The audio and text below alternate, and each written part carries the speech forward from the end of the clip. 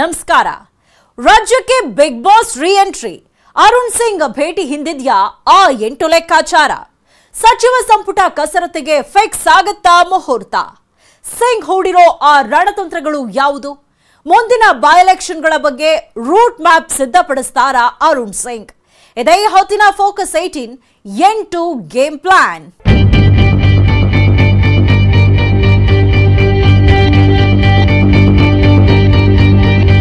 ಹೊಸ ವರ್ಷ ಅಂದ್ರೆ ಹೊಸ ಭರವಸೆ, ಹೊಸ ಆಸೆ, ಹೊಸ ಆಕಾಂಕ್ಷೆಗಳು ಗರಿಗೆದರೋ ವರ್ಷ.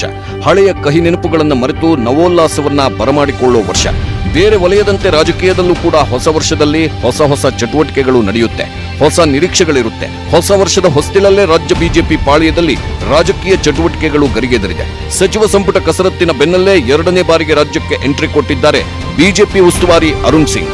ಸಿಂಗ್ ಭೇಟಿ ಬೆನ್ನಲ್ಲೇ ಕಮಲಪಾಳ್ಯದಲ್ಲಿ ಭಾರೀ ಸಂಚಲನ ಮೂಡಿದೆ.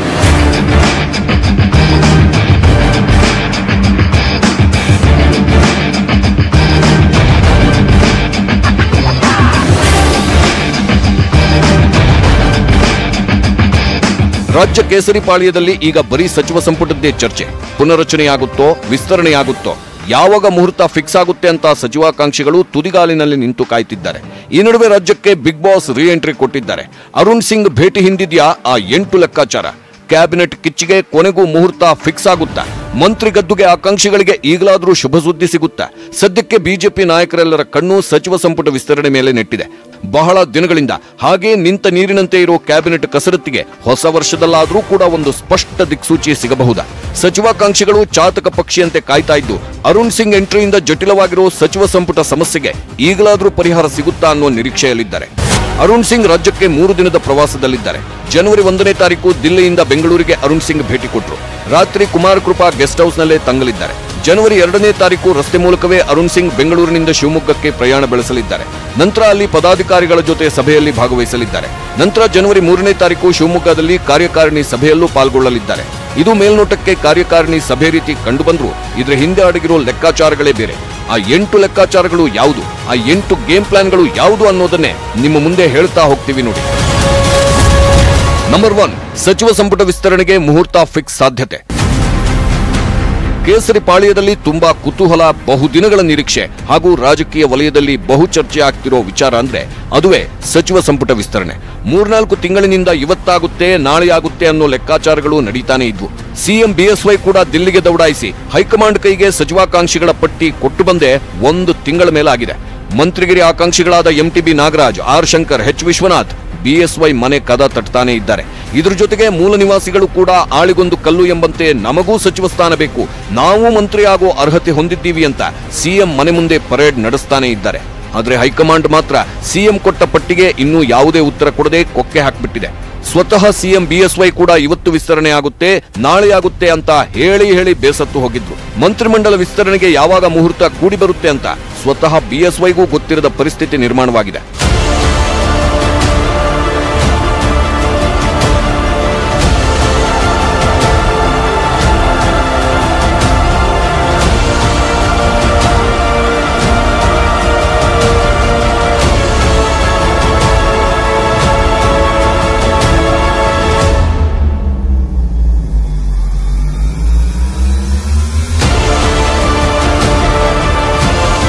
ಈಗ ಎಲ್ಲರ ಚಿತ್ತ ಅರುಣ್ ಸಿಂಗ್ ಮೇಲಿದೆ.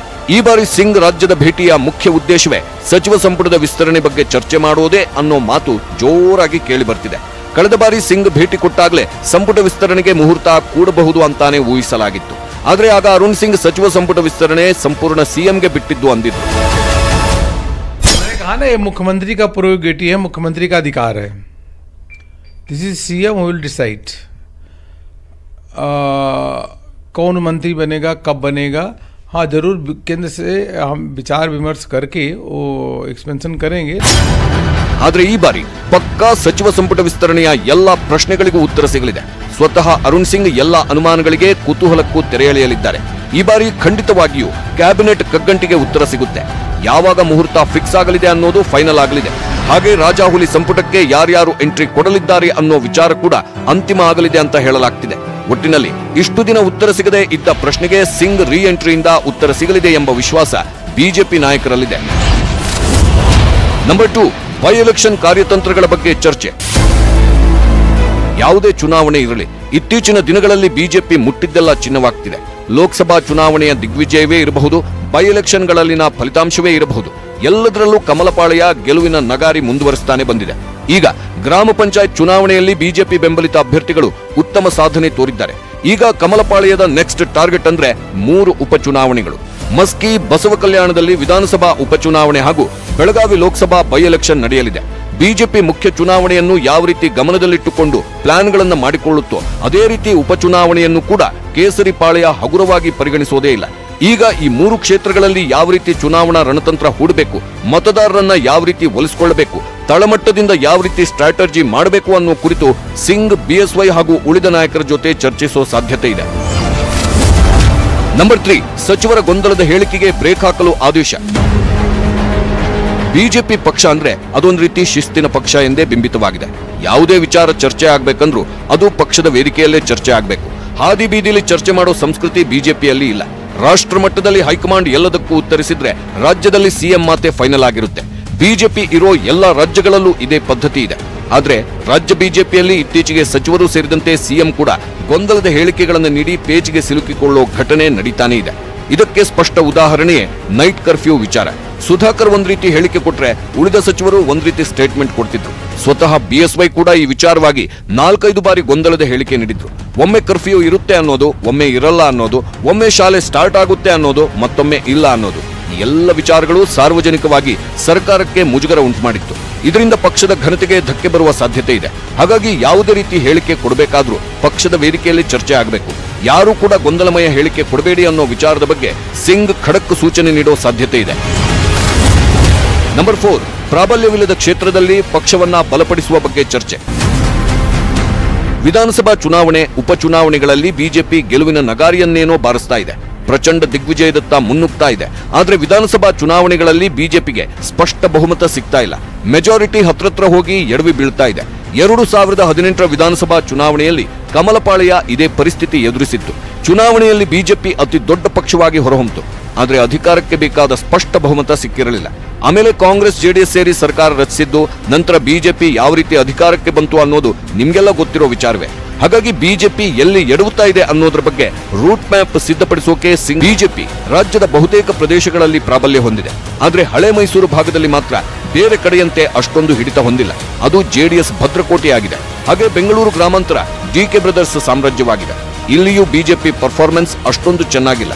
ಹಾಗಾಗಿ ಈ ಕ್ಷೇತ್ರಗಳಲ್ಲಿ ಬಿಜೆಪಿಯನ್ನು ತಳಮಟ್ಟದಿಂದ ಯಾವ ರೀತಿ ಬಲಪಡಿಸಬೇಕು, ಮುಂದಿನ ವಿಧಾನಸಭಾ ಚುನಾವಣೆಯನ್ನು ಗಮನದಲ್ಲಿಟ್ಟುಕೊಂಡು ಈಗಿನಿಂದಲೇ ಯಾವ ರೀತಿ ರಣತಂತ್ರ ರೂಪಿಸಬೇಕು ಅನ್ನೋದ್ರ ಬಗ್ಗೆ ಚರ್ಚೆ ಮಾಡೋ ಸಾಧ್ಯತೆ ಇದೆ. ನಂಬರ್ 5, ಹೈಕಮಾಂಡ್ನಿಂದ ಸಂದೇಶ ತಂದ ಸಿಂಗ್.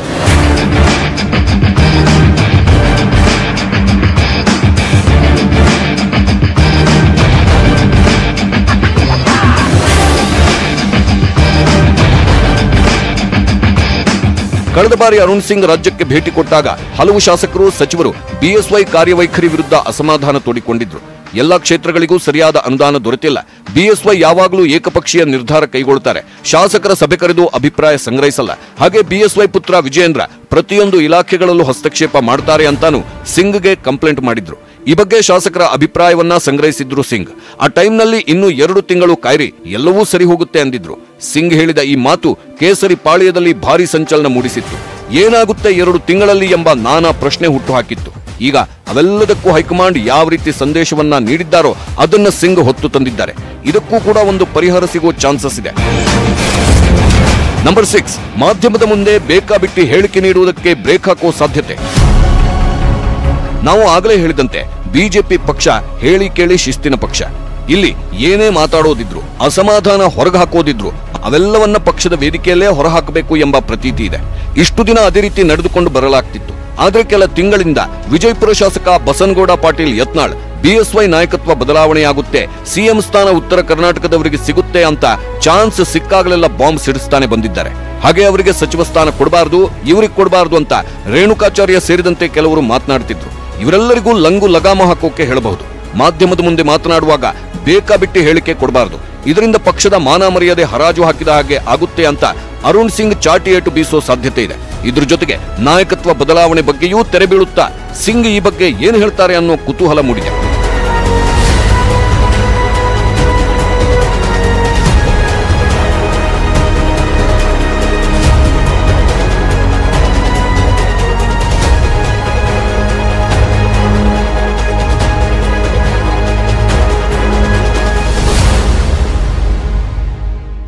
ಪಾಳ್ಯದಲ್ಲಿ ಬಿಎಸ್ವೈ ನಾಯಕತ್ವದ ಬಗ್ಗೆ ಪ್ರಶ್ನೆ ಎದ್ದಿದೆ. ಯಡಿಯೂರಪ್ಪ ಅಧಿಕಾರ ಕಳೆದುಕೊಳ್ತಾರೆ ಅಂತ ಯತ್ನಾಳ್ ಆಗಾಗ ಹೇಳಿಕೆ ಕೊಡ್ತಾನೆ ಇರ್ತಾರೆ. ಈ ಬಗ್ಗೆ ಅರುಣ್ ಸಿಂಗ್ ಫೈನಲ್ ಕಾಲ್ ಏನು? ಇವೆಲ್ಲದಕ್ಕೂ ಫುಲ್ ಸ್ಟಾಪ್ ಹಾಕ್ತಾರಾ ಬಿಗ್ ಬಾಸ್? ಈ ಬಗ್ಗೆ ಹೇಳ್ತೀವಿ ನೋಡಿ. ನಂಬರ್ 7, ನಾಯಕತ್ವ ಬದಲಾವಣೆ ಬಗ್ಗೆ ಅಂತಿಮ ತೆರೆ ಬೀಳುವ ಸಾಧ್ಯತೆ. ಸಿಎಂ ಬದಲಾವಣೆ ಬಗ್ಗೆ ಏನು ಹೇಳ್ತಾರೆ ಬಿಗ್ ಬಾಸ್? ಬಿಜೆಪಿಯಲ್ಲಿ ಇತ್ತೀಚೆಗೆ ಭಾರಿ ಸದ್ದು ಮಾಡುತ್ತಿರೋ ವಿಚಾರ ಅಂದ್ರೆ ಅದುವೇ ನಾಯಕತ್ವ ಬದಲಾವಣೆಯ ವಿಚಾರ. ಬಿಎಸ್ವೈ ಕುರ್ಚಿ ಕಳೆದುಕೊಳ್ತಾರೆ ಅಂತ ಬಿಜೆಪಿಯ ಫೈರ್ ಬ್ರ್ಯಾಂಡ್ ಬಸನಗೌಡ ಪಾಟೀಲ್ ಯತ್ನಾಳ್ ಆಗಾಗ ಬಾಂಬ್ ಸಿಡಿಸುತ್ತಿರ್ತಾರೆ. ಇನ್ನು ಕೆಲವರು ಬಿಎಸ್ವೈ ಅವರಿಂದ ಅಧಿಕಾರ ತಪ್ಪಿ ಹೋಗೋದಕ್ಕಾಗಿ ಒಳಗೊಳಗೆ ಷಡ್ಯಂತ್ರ ನಡೆಸುತ್ತಿದ್ದಾರೆ. ಮೇಲ್ನೋಟಕ್ಕೆ ಬಿಎಸ್ವೈ ನಮ್ಮ ನಾಯಕ, ಅವರೇ ಮುಂದಿನ 2 ವರ್ಷಗಳ ಕಾಲ ಸಿಎಂ ಆಗಿ ಮುಂದುವರಿತಾರೆ ಅಂತ ನಾಯಕರು ಹೇಳಿಕೆಯನ್ನೋ ಕೊಡ್ತಿದ್ದಾರೆ. ಆದ್ರೆ ಹೇಗಾದ್ರೂ ಮಾಡಿ ಅವರನ್ನ ಸಿಎಂ ಕುರ್ಚಿಯಿಂದ ಕೆಳಗಿಳಿಸಬೇಕು, ನಾಯಕತ್ವ ಬದಲಾವಣೆ ಆಗಬೇಕು ಅಂತ ಪಕ್ಷದ ಒಳಗೊಳಗೆ ಮುಸುಕಿನ ಗುದ್ದಾಟ, ಶೀತಲ ಸಮರ ನಡೀತಾ ಇದೆ ಎಂಬ ಮಾತಿದೆ.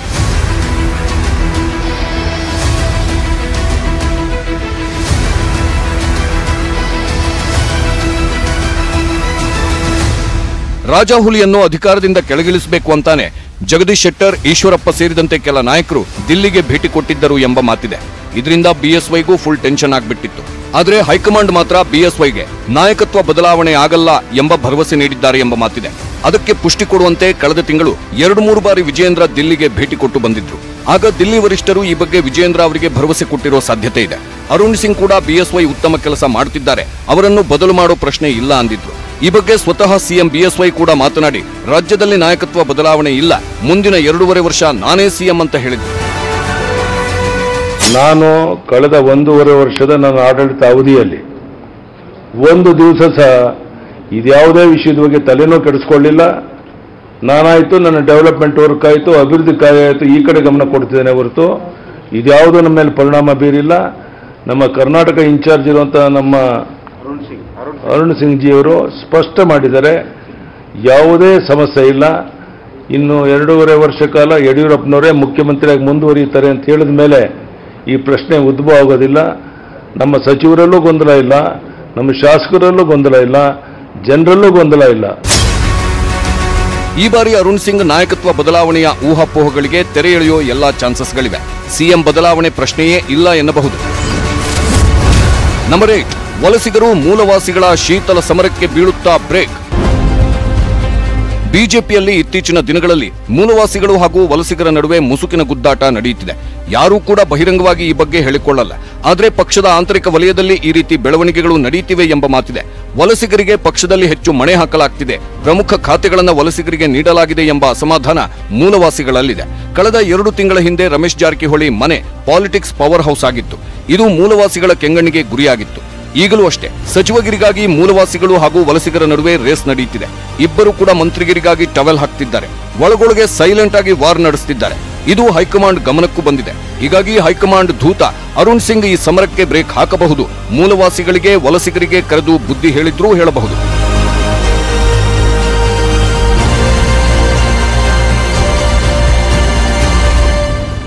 ಸವಾಲುಗಳನ್ನ ಯಾವ ರೀತಿ ಎದುರಿಸಬೇಕು ಅನ್ನೋದು ಚೆನ್ನಾಗಿ ಗೊತ್ತಿದೆ. ಈಗಾಗಲೇ ಅಸಮಾಧಾನಗೊಂಡಿರೋ ಶಾಸಕರನ್ನ ವಿಶ್ವಾಸಕ್ಕೆ ತೆಗೆದುಕೊಳ್ಳೋಕೆ ಮುಂದಾಗಿದ್ದಾರೆ ರಾಜಾಹುಲಿ. ಪರ್ಯಾಯ ನಾಯಕತ್ವದ ಕೂಗು ಏಳದಂತೆ ನೋಡ್ಕೊಳ್ಳೋಕೂ ಕೂಡ ರಣತಂತ್ರ ಹೂಡಿದ್ದಾರೆ. ಯಡಿಯೂರಪ್ಪನವರಿಗೆ ಸವಾಲುಗಳು ಹೊಸತೇನೂ ಅಲ್ಲ. ಅವರು ಈ ಹಿಂದೆ ಸಿಎಂ ಆಗಿದ್ದಾಗಲೂ ಅವರಿಗೆ ಚಾಲೆಂಜ್ಗಳು ಎದುರಾಗಿದ್ದು. ಈ ಬಾರಿಯೂ ಅಷ್ಟೇ, ಅವರು ರಾಜ್ಯದ ಚುಕ್ಕಾಣಿ ಹಿಡಿದಾಗಿನಿಂದಲೂ ಸಮಸ್ಯೆಗಳ ಸುನಾಮಿಯನ್ನೇ ಎದುರಿಸುತ್ತಿದ್ದಾರೆ. ಈ ಸವಾಲುಗಳಲ್ಲಿ ಒಂದಾದ ಶಾಸಕರನ್ನು ವಿಶ್ವಾಸಕ್ಕೆ ತೆಗೆದುಕೊಳ್ಳುವ ನಿಟ್ಟಿನಲ್ಲಿ ಹೊಸ ಹೆಜ್ಜೆ ಇಟ್ಟಿದ್ದಾರೆ. ಶಾಸಕರನ್ನು ನಿರ್ಲಕ್ಷ್ಯ ಮಾಡಲಾಗ್ತಿದೆ ಅನ್ನೋ ಆರೋಪದಿಂದ ಮುಕ್ತರಾಗಲು ಬಿಎಸ್ವೈ ಪ್ರಯತ್ನ ಮಾಡುತ್ತಿದ್ದಾರೆ. ಹೀಗಾಗಿ ಮುಂಬರುವ ಜನವರಿ 4 ಮತ್ತು 5ರಂದು ಶಾಸಕರ ಭೇಟಿಗೆ ಬಿಎಸ್ವೈ ನಿರ್ಧರಿಸಿದ್ದಾರೆ. ಅಂದು ಎಲ್ಲಾ ಕಾರ್ಯಕ್ರಮಗಳನ್ನು ರದ್ದುಗೊಳಿಸಿರುವ ಸಿಎಂ ಶಾಸಕರನ್ನು ಭೇಟಿಯಾಗಿ ಸಮಸ್ಯೆ ಆಲಿಸೋಕೆ ಸಜ್ಜಾಗಿದ್ದಾರೆ. ಶಾಸಕರ ಕ್ಷೇತ್ರದ ಅನುದಾನ, ಅವರ ಸಮಸ್ಯೆ ಆಲಿಸುವುದು, ಈ ಮೂಲಕ ಶಾಸಕರ ನಂಬಿಕೆ ಗಳಿಸುವುದು, ಹಾಗೆ ಸಂಪುಟ ಪುನರಚನೆ ಬಗ್ಗೆಯೂ ಶಾಸಕರ ಜೊತೆ ಸಮಾಲೋಚಿಸಿ ತೀರ್ಮಾನ ಕೈಗೊಳ್ಳೋಕೆ ಮುಂದಾಗಿದ್ದಾರೆ ಬಿಎಸ್ವೈ. ಕೇಸರಿ ಪಾಳ್ಯದಲ್ಲಿ ಆಗಾಗ ಪರ್ಯಾಯ ನಾಯಕತ್ವದ ಕೂಗು ಹೆಚ್ಚಾಗಿ ಕೇಳಿ ಬರ್ತಾನೆ ಇರುತ್ತೆ. ಇಷ್ಟೆಲ್ಲ ಮಾಡಿರೋ ಬಿಎಸ್ವೈ ತಮ್ಮ ಕುರ್ಚಿಯನ್ನು ಭದ್ರಪಡಿಸಿಕೊಳ್ಳೋಕೆ ಪ್ಲಾನ್ ಮಾಡದೇ ಇರ್ತಾರೆ. ಲಿಂಗಾಯತ ಪ್ರಾಧಿಕಾರ ರಚನೆಯೇ ಅವರ ಸ್ಥಾನವನ್ನ ಉಳಿಸಿಕೊಳ್ಳುವುದಕ್ಕೆ ಹೂಡಿರೋ ಬ್ರಹ್ಮಾಸ್ತ್ರ. ಹೈಕಮಾಂಡ್ಗೆ ಸೆಡ್ಡು ಹೊಡೆಯೋ ನಿಟ್ಟಿನಲ್ಲಿ ಲಿಂಗಾಯತ ಪ್ರಾಧಿಕಾರ ರಚನೆಗೆ ಬಿಎಸ್ವೈ ಗ್ರೀನ್ ಸಿಗ್ನಲ್ ಕೊಟ್ಟಿದ್ದಾರೆ ಎನ್ನಲಾಗ್ತಿದೆ. ಒಂದು ವೇಳೆ ಮುಂದಿನ ದಿನಗಳಲ್ಲಿ ಏನಾದರೂ ಮತ್ತೆ ನಾಯಕತ್ವದ ಕೂಗು ಕೇಳಿ ಬಂದ್ರೆ ಅಂತ ಬ್ಯಾಕಪ್ಗಾಗಿ ಈಗಲೇ ತಮ್ಮದೇ ಸಮುದಾಯಕ್ಕೆ ಹೆಚ್ಚು ಪ್ರಾತಿನಿಧ್ಯತೆ ನೀಡಿದ್ದಾರೆ. ಭವಿಷ್ಯದಲ್ಲಿ ಬಿಎಸ್ವೈ ಕುರ್ಚಿಗೆ ಸಂಕಷ್ಟ ಎದುರಾದ್ರೆ ಲಿಂಗಾಯತ ನಾಯಕರು ಅವರ ಬೆನ್ನಿಗೆ ನಿಲ್ಲಬೇಕು ಅಂತಾನೆ ಈ ಪ್ಲಾನ್ ಮಾಡಿದ್ದಾರೆ ರಾಜಾಹುಲಿ. ಎಲ್ಲ ಪ್ರಯತ್ನಗಳ ನಡುವೆ ಈಗ ಬಿಗ್ ಬಾಸ್ ಅರುಣ್ ಸಿಂಗ್ ರೀ ಎಂಟ್ರಿ ಮತ್ತಷ್ಟು ಕುತೂಹಲ ಮೂಡಿಸಿದೆ. ಉತ್ತರ ಸಿಗದ ಹಲವು ಪ್ರಶ್ನೆಗಳಿಗೆ, ಹಲವು ಊಹಾಪೋಹಗಳಿಗೆ ಅಂತಿಮ ತೆರೆ ಬೀಳುವ ಸಾಧ್ಯತೆ ಇದೆ.